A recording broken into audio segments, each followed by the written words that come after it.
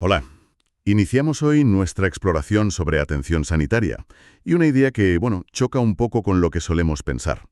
Que más en medicina no siempre es mejor. Efectivamente. Más pruebas, más tratamientos. A veces, hacer menos es más beneficioso. Hoy vamos a analizar eso que llaman prácticas de bajo valor. Un concepto clave, sí. Tenemos bastante material para esto, revisiones sistemáticas como las de Cochrane, que son muy rigurosas. También guías clínicas, artículos y documentos de iniciativas como Choosing Wisely, Elegir con prudencia y proyectos españoles como el Compromiso por la calidad de las sociedades científicas. Fuentes importantes, desde luego. El objetivo hoy es entender bien qué son estas prácticas, por qué nos deberían importar, especialmente a las personas mayores, a sus familias, ver qué dice la evidencia de algunas intervenciones muy comunes y hablar de estrategias como la de prescripción. Suena interesante, ¿no? Optimizar tratamientos. Suena y lo es. Vale, pues vamos a desgranar esto. Exacto. Empecemos por lo básico. ¿Qué son exactamente las prácticas de bajo valor, las PBV? Sí, defínelo un poco. Pues son intervenciones, da igual si son pruebas diagnósticas o tratamientos, que la evidencia científica actual nos dice que, bueno, que no han demostrado ser eficaces o que su coste-beneficio no compensa. O sea, que el riesgo es mayor que el beneficio. Justo. O que directamente pueden causar daño, sin aportar un valor real a la salud de la persona. Y fíjate, un dato de Cochrane. Un porcentaje altísimo de intervenciones que revisan carecen de evidencia de alta calidad que las respalde. Más del 90%. Más del 90. Es muchísimo. Sorprendente que tantas cosas que se hacen no tengan una base tan sólida. ¿Y de dónde sale esta idea de identificarlas, de intentar reducirlas? Bueno, esto viene de lejos, pero digamos que cogió mucha fuerza con la iniciativa Choosing Wisely en Estados Unidos allá por 2010. La impulsó Howard Brody. Ajá. La idea era pedir a las sociedades médicas que dijeran, a ver, en nuestra especialidad, ¿qué 5 cosas hacemos habitualmente que son caras y, bueno, su utilidad es como mínimo dudosa? Una reflexión interna, digamos. Exacto. Y funcionó. Se extendió a Canadá, a Reino Unido, con las listas Do Not Do del NICE, y llegó a España también. Aquí se recogió en el Plan Nacional de Calidad de 2012. Con el Ministerio de Sanidad, Sociedades Científicas, la SEMI, las MFC y C. Sí, muchas se implicaron. El objetivo era claro. Usar mejor los recursos, sí, pero sobre todo mejorar la calidad de la atención. Claro. Fomentar esa conversación necesaria entre el médico, la enfermera y la persona atendida. ¿Esto hace falta de verdad? ¿O podemos evitarlo para mejorar la calidad? Y, muy importante, evitar daños innecesarios por la propia medicina, la iatrogenia. Has dicho que aportan bajo valor, pero supongo que no todas son iguales. Habrá diferentes motivos para que una práctica se considere así, ¿no? Muy buena pregunta. Efectivamente. No todo es blanco o negro. Hay un estudio de Berkerk que las clasifica útilmente en 3 tipos. A ver, Primero, las ineficaces. Simple, no funcionan. O los daños superan a los beneficios. El ejemplo típico, antibióticos para un virus como un resfriado. No sirven para nada y tienen riesgos. La estrategia aquí es clara, limitar, no usarlos. de acuerdo.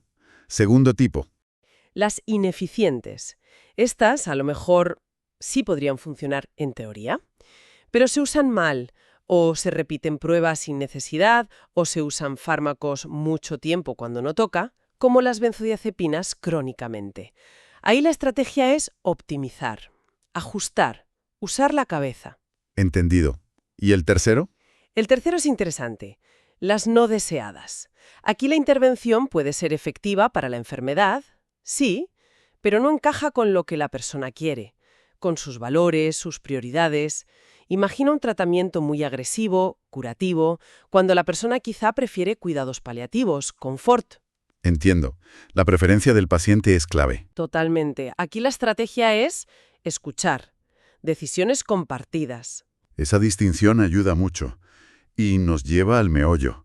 Porque claro, la tendencia natural es pensar, bueno, una prueba más, ¿qué daño hace? O mejor tomar esto por si acaso. Pero parece que ese más es mejor tiene sus peligros. Exacto. El hacer por hacer no es gratis. Tiene riesgos tangibles. 1, la radiación. Rayos X, los tags. Eso es. Los tags, sobre todo, usan más radiación. Y eso, poquito a poquito, acumula un riesgo. pequeño pero real, de cáncer a largo plazo, especialmente si se irradian zonas sensibles en gente joven. Vale, la radiación. ¿Qué más? Los falsos positivos o los hallazgos incidentales. La prueba detecta algo que parece anormal, pero que en realidad no tiene importancia para la salud diagnóstica. Más pruebas, a veces invasivas, biopsias, más tratamientos innecesarios, y cada paso con su riesgo. El ejemplo de la resonancia de espalda para un dolor lumbar normal es perfecto. Encuentras desgaste, hernias pequeñas, en gente sin dolor.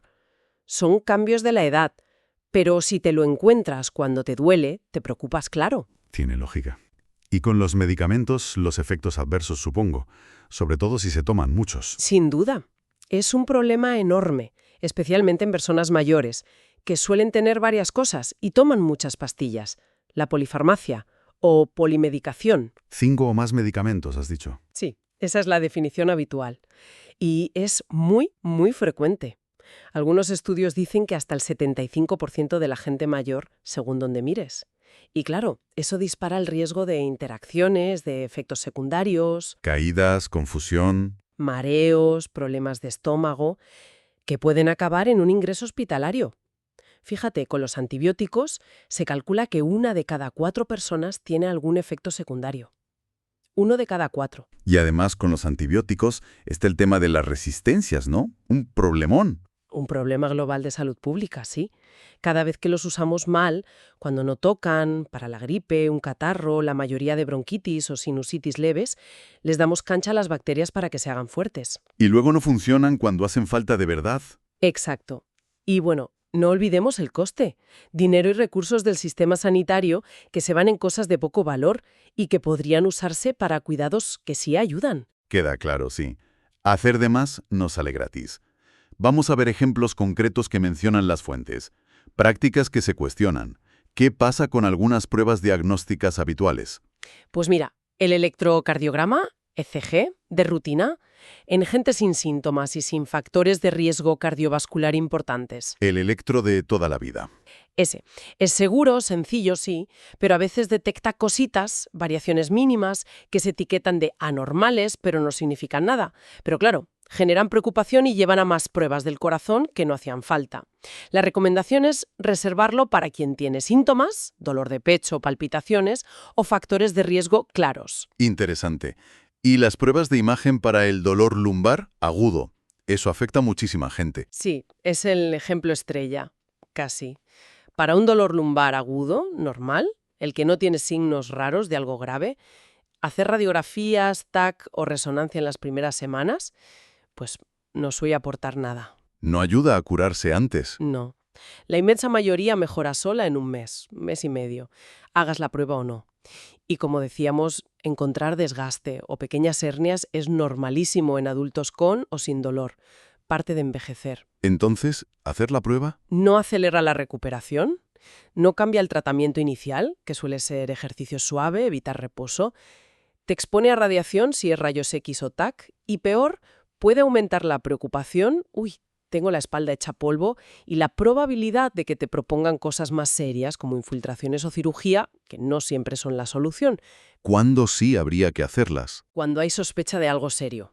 Las banderas rojas, si has tenido cáncer, si pierdes peso sin explicación, si hay fiebre, un golpe fuerte o síntomas neurológicos como perder fuerza en una pierna o no controlar esfínteres. Ahí sí, claro. Es un cambio de chip importante respecto a lo que uno espera. ¿Y la densitometría ósea? Para la osteoporosis, la densitometría, la DEXA, es útil, pero cuando toca. Generalmente a partir de los 65 años en mujeres, 70 en hombres, o antes si hay factores de riesgo claros, una fractura previa por un golpe tonto, tomar corticoides mucho tiempo, bajo peso. Vale. El problema es cuándo se hace sin esos criterios. A menudo el problema viene con el resultado de osteopenia, que es tener el hueso un poco menos denso de lo normal, pero sin llegar a ser osteoporosis. ¿Y qué pasa con la osteopenia? Que muchas veces se recetan fármacos, como los bifosfonatos, para prevenir fracturas. Pero estos medicamentos tienen sus riesgos, digestivos y otros más raros pero serios. Y la evidencia de que realmente prevengan muchas fracturas en gente que solo tiene osteopenia, sin otros factores de riesgo, pues es limitada. Hay que sopesar muy bien el beneficio y el riesgo para cada persona. Pasemos a tratamientos. Antibióticos para la sinusitis. ¿Qué me dices? Pues que la gran mayoría de las sinusitis agudas son víricas, como un catarro fuerte, y los antibióticos no matan virus, O sea, ¿qué no sirven? no sirven, y te expones a efectos secundarios, diarreas, alergias, y contribuyes al problema de las resistencias. Lo normal es esperar, tratar los síntomas con analgésicos si hace falta.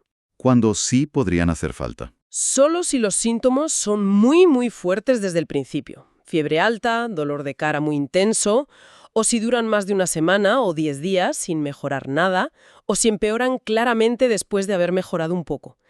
Eso podría indicar una sobreinfección por bacterias, pero son la minoría de los casos.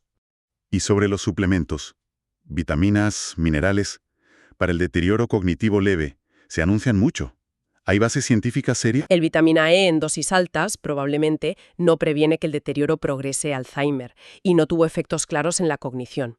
Otras combinaciones, vitamina E más C, cromo, evidencia muy baja. Vaya. En resumen, a día de hoy no hay base sólida para recomendar suplementos para tratar el deterioro cognitivo leve o prevenir la demencia, si no hay una deficiencia nutricional demostrada. Importante aclararlo. Volviendo al dolor lumbar que es tan común, si los antiinflamatorios tienen riesgos y el paracetamol no funciona, ¿qué fármacos sí son útiles? Aquí la evidencia también nos da sorpresas. El paracetamol, que se recomendaba siempre de entrada, estudios buenos dicen que es ineficaz para el dolor lumbar agudo. Ineficaz. ¿Y los antiinflamatorios tipo ibuprofeno? Los AINES sí pueden dar un alivio, pequeño o moderado, del dolor y la discapacidad, en agudo y en crónico. Pero ojo con sus riesgos: estómago, corazón, riñón. Así que la dosis más baja posible y el menor tiempo necesario. ¿Y los opioides? Los fuertes, tipo morfina, no se recomiendan para el dolor crónico, por el riesgo de adicción y efectos secundarios. Para el agudo, solo si fallan los AINES o no se pueden usar, y por muy pocos días. Otros fármacos que a veces se dan, corticoides, algunos antidepresivos, gabapentinoides, relajantes musculares como las benzos, tienen poca o ninguna evidencia de que sirvan para el dolor lumbar común y sí tienen riesgos. Entonces, si los fármacos son de ayuda limitada, ¿cuál es la estrategia principal? Pues las guías clínicas más importantes, NICE británica, ACP americana, OMS, la danesa, coinciden. Lo primero para la mayoría de dolores lumbares no son los fármacos. ¿Qué eres entonces? Es un enfoque distinto, al de pastilla para todo. Totalmente. Y hay más ejemplos de no hacer de las sociedades españolas. No tratar con antibióticos si hay bacterias en la orina pero no hay síntomas. La bacteriuria sintomática. Salvo en embarazadas o antes de cirugía urológica. Ujú. No dar aspirina para prevenir un primer infarto o ictus si no tienes ya una enfermedad cardiovascular. O no usar terapia hormonal en la menopausia solo para prevenir problemas de corazón. Todo esto nos lleva a pensar en la gente mayor, que a menudo toma muchas pastillas, si algunas igual no hacen falta o incluso perjudican. ¿Qué se puede hacer? Ahí entra lo de la deprescripción, ¿no? Exactamente. La deprescripción es una estrategia fundamental. Es un proceso planificado, supervisado por un médico o un farmacéutico, para retirar o bajar la dosis de medicamentos que ya no son apropiados o no hacen falta o pueden estar haciendo daño a esa persona concreta. No es abandonar el tratamiento, dices. Para nada. Es optimizarlo. Hacerlo más seguro, más adecuado a cómo está la persona ahora. ¿Y el objetivo cuál es? Reducir la carga de medicación. Quitar lo que sobra, lo que la problemas, lo que ya no beneficia. Y con eso mantener o incluso mejorar la calidad de vida, la salud general. Y esto es crucial en personas mayores. ¿Por qué especialmente en mayores? Porque con la edad el cuerpo cambia. El riñón, el hígado, no eliminan los fármacos igual de bien. Y la sensibilidad a los efectos, buenos y malos, puede aumentar. Un medicamento que antes iba bien, ahora puede dar problemas. Tiene todo el sentido. ¿Y cuándo habría que pensar en deprescribir? ¿En qué situaciones? Pues las guías apuntan a varias. La más obvia, la polifarmacia. Tomar muchas cosas. También se aparecen efectos adversos que puedan ser por un fármaco. Si la razón por la que se empezó ya no existe. ¿O ha cambiado? O ha cambiado. Si el fármaco se considera inapropiado para esa edad o esa situación, por ejemplo, algo que dé mucho sueño o riesgo de caídas en alguien muy frágil.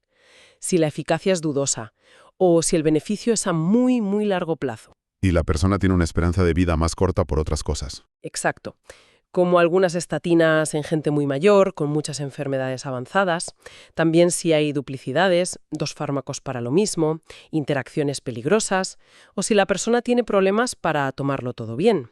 Y siempre, siempre, las preferencias de la persona. Entiendo las razones, pero seguro que a la gente le puede dar cosa dejar una pastilla que lleva años tomando.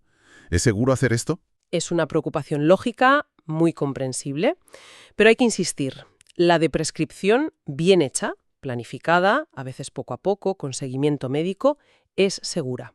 Hay muchísimos estudios que lo avalan. Sí. ¿Sí? Sí. Han estudiado retirar antihipertensivos, benzodiazepinas, protectores de estómago, y se puede hacer sin problemas en la mayoría, e incluso con beneficios. Algunos análisis sugieren que podría hasta reducir la mortalidad. No es quitar a lo loco. Claro, hay un método. Hay un proceso.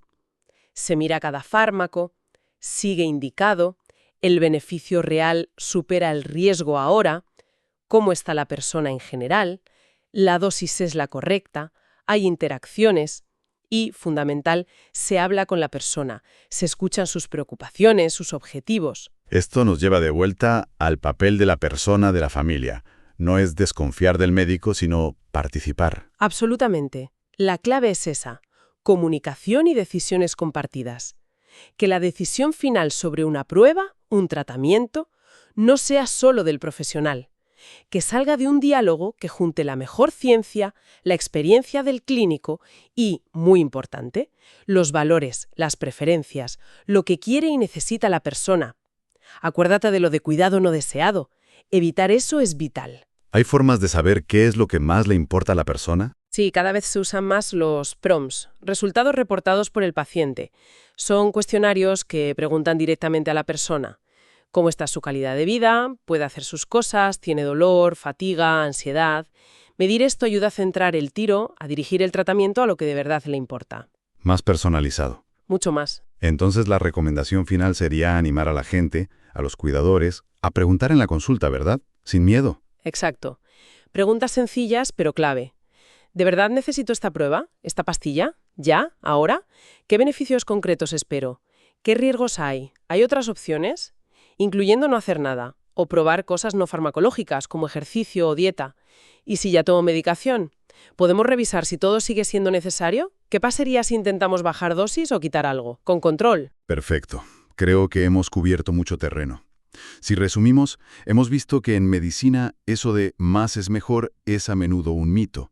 Hay muchas prácticas de bajo valor que no aportan beneficios claros e incluso pueden hacer daño. La evidencia actual nos dice que hay que ser más juiciosos con las pruebas, reservarlas para cuando de verdad van a cambiar algo, cuestionar tratamientos sin eficacia probada, muchos suplementos, antibióticos para virus, y revisar la medicación periódicamente, sobre todo en personas mayores polimedicadas. La de prescripción supervisada es una herramienta útil y segura. Y el objetivo siempre es mejorar la calidad de vida, los resultados que importan a cada persona, basándose en la evidencia y en un diálogo abierto, ¿no?, que recoja las preferencias individuales. La comunicación es esencial. Quizás, como reflexión final, podríamos plantearnos algo.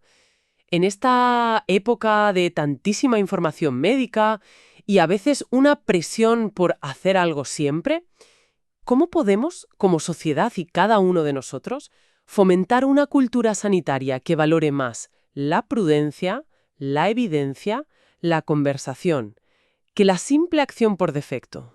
Es una buena pregunta. ¿Cómo llegamos a que decidir no hacer de forma consciente y bien fundamentada se vea como un acto médico tan válido, tan profesional y a veces tan beneficioso como decidir hacer?